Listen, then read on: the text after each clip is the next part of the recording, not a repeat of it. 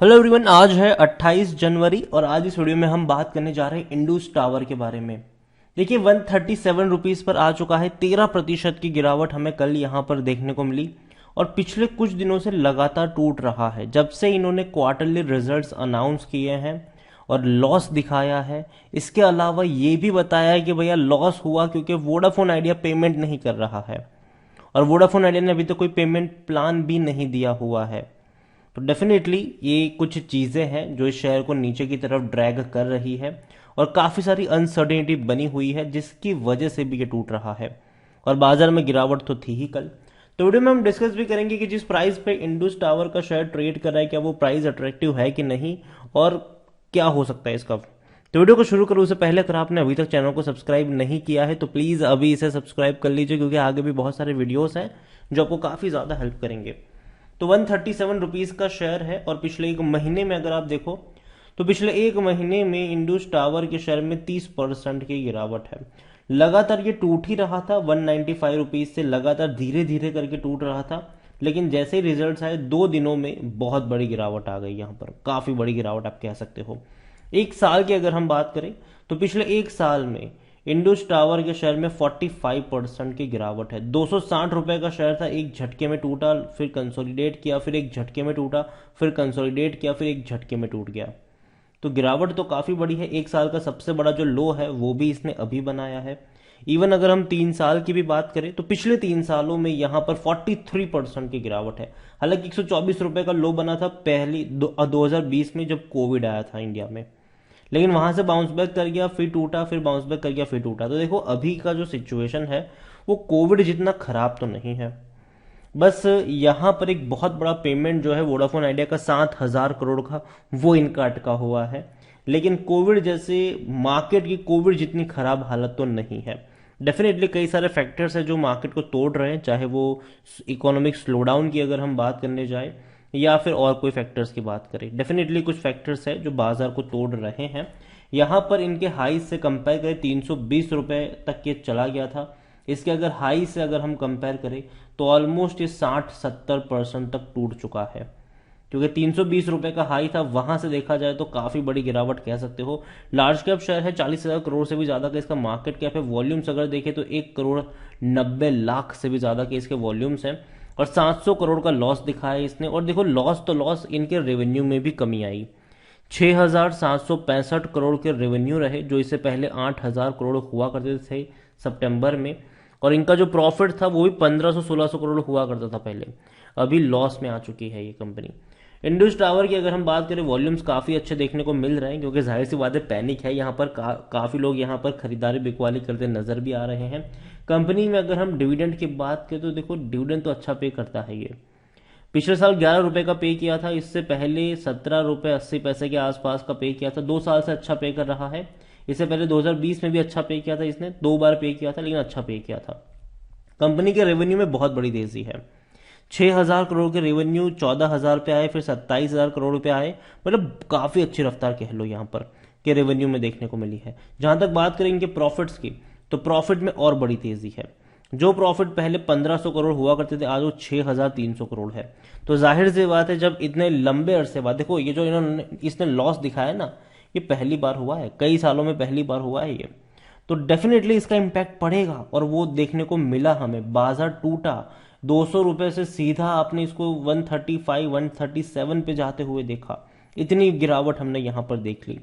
अब यहाँ पर अगर बात करो तो जाहिर सी बात है वीआई की वजह से इनको नुकसान हो रहा है, लेकिन इंडस टावर ने वीआई को लेकर स्टेटमेंट भी दिया है। देखो पहले इन्होंने कहा था कि अगर पैसा नहीं चुकाएंगे तो हम इनकी सर्विसेज बंद कर देंगे वोडाफोन आइडिया की, लेकिन अब इन्होंने ये कहा है कि service shutdown not in best interest. मतलब देखो इनकी सर्विस बंद कर देना वो इनके खुद के बेस्ट इंटरेस्ट में नहीं होगा। ये मैनेजमेंट की तरफ से कहा है। उन्होंने ये कहा कि yes we have received issue and we are not compromising but working in the best interest of shareholder. There are various options and we are evaluating those, ensure that we don't do something which we have a long term erosion. ये इनके जो chief financial officers हैं इनकी तरफ से ये statement आया है। और साथ में ये भी कहा है कि रिड्यूसिंग सर्विस और शटिंग डाउन सर्विस में not be in a best interest. So we are evaluating and we will take right action when the time comes. सही वक्त आने पर हम सही निर्णय लेंगे, उनकी तरफ से स्टेटमेंट आया है। हालांकि वोडाफोन की हालत यहीं खराब नहीं है, इनके सब्सक्राइबर भी जा रहे हैं। अगर आप देखो नवंबर का जो डेटा आया था सब्सक्राइबर का, उसके अकॉर्डिंग 18,27,000 से भी ज़्यादा यूजर्स जो थे इनके, वो इन्होंने गवा दिए। जबकि दूसरी ओर अगर आप देखो तो रिलायंस जियो ने 14,26,817 नए यूजर जोड़े हैं। उसी तरीके से भारती एयरटेल ने भी 10,56,430 नए सब्सक्राइबर जोड़े हैं यहाँ पर। और यही वजह है कि अगर आप बात करो वोडाफोन आइडिया की जो दिक्कत है, देखो वोडाफोन आइडिया की ग्रोथ कहीं ना कहीं इंडस टावर से जुड़ी हुई है।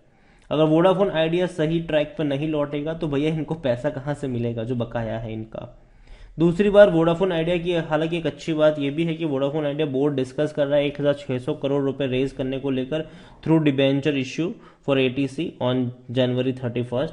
देखो पहली चीज है कि अगर वोडाफोन आइडिया पैसा रेज कर लेती है तब तो कोई दिक्कत ही नहीं है, लेकिन प्रॉब्लम ही यही कि पैसा रेज कर नहीं कर पा रहे हैं ये। अगर कर लेते हैं तो बहुत अच्छी बात है, शायद उसका पॉजिटिव इम्पैक्ट आपको इंडस टावर पर भी देखने को मिल जाएगा। और पैसा रेज होना चाहिए वोडाफोन का। यहाँ पर 6.68 का इसका पी रेशियो है, जो कि आज की गिरावट के बाद थोड़ा सा और गिरता हुआ या फिर एडजस्ट होता हुआ आपको नजर आएगा। सिर्फ 10% एनालिस्ट ही है जो खरीदारी करने की बात कर रहे हैं। शेयर होल्डिंग को लेकर अगर हम देखें तो शेयर होल्डिंग में इंडस टावर में 69% की होल्डिंग प्रमोटर के पास है, लेकिन उसमें से भी 21% की होल्डिंग गिरवी पड़ी हुई है। देखो म्यूचुअल फंड के पास 0.55% की होल्डिंग है, 2.32% अदर डोमेस्टिक इंस्टीट्यूशन के पास है, एफआईएस के पास ज्यादा होल्डिंग है 26.60%। रिटेल्स और अदर्स की कुल मिलाकर 1.52% की होल्डिंग है, जिनमें से रिटेल इन्वेस्टर के पास 1.08% की होल्डिंग देखने को मिल रही है। देखिए ओवरऑल इंडस टावर को लेकर मैं इतना कहूंगा कि हालात इनके कोविड जितने खराब नहीं है मेरे हिसाब से, और तब भी ये 124 रुपए तक गया था। अभी जिस रेंज से ये टूट रहा है एटलीस्ट कहीं पर एक सपोर्ट बनना चाहिए, एटलीस्ट 125 रुपए के आसपास एक सपोर्ट बनना चाहिए, वहां से एक बाउंस बैक आपको यहां पर दिखना चाहिए। और देखो वोडाफोन आइडिया मैं मानता हूं कि कंपनी परेशान रहेगी, कंपनी एटलीस्ट बर्बाद नहीं होगी, एटलीस्ट 2-3 साल तक तो कुछ नहीं होगा वोडाफोन आइडिया को, और धीरे धीरे चलती रहेगी। हाँ पेमेंट्स डिले करती रहेगी और इसी वजह से आपको एक बड़ी गिरावट वोडाफोन आइडिया में भी देखने को मिल जाएगी और उन बैंकिंग शेयर्स में भी देखने को मिल जाएगी जिससे इन्होंने पैसा उठाया है, और इंडस टावर जैसी कंपनी में भी देखने को मिल जाएगी जब ये पैसा नहीं चुकाएंगे, तो ये देखने को मिलेगा। ठीक है, लेकिन धीरे धीरे कोई पॉजिटिव खबर आ जाएगी कि कोई भी न्यूज आ जाएगी कि अच्छा फंड रेज कर रहे हैं, ये हो रहा है, इसने इंटरेस्ट दिखाया, उसने इंटरेस्ट दिखाया, तेजी दौड़ जाएगी, ये भी भाग जाएगा, वो भी भाग जाएगा, सब भाग जाएंगे वहां पर। ठीक है, तो तेजी उस तरीके से यहां पर आपको देखने को मिलेगी। लेकिन अभी के लिए मैं मानता हूं कि Indus tower definitely Vodafone idea का सबसे बड़ा एक बहुत बड़ा क्लाइंट जरूर है, लेकिन वो इकलौता क्लाइंट नहीं है। भारती एयरटेल यहां पर मेन प्रमोटर के तौर पर है, अगर आपको पता हो तो भारती एयरटेल मेन प्रमोटर के तौर पर है, और भारती एयरटेल से भी काफी बड़ा बिजनेस इनको मिलता है। तो यही कहूंगा आपसे कि खरीदारी करी है तो अब बने रहिए, ऑलरेडी जो डेंट लगना था वो लग चुका है। यहां से देखो यहां से थोड़ी और गिरावट देखने को मिलेगी, लेकिन इतनी बड़ी गिरावट नहीं देखने को मिलेगी। अब मुझे लगता है कि शायद 125 के आसपास सपोर्ट बनना चाहिए। खरीदारी करी है, बने रहिए, फ्रेश बाइंग की बात है, धीरे धीरे ऐड करने के मौके बन सकते हैं।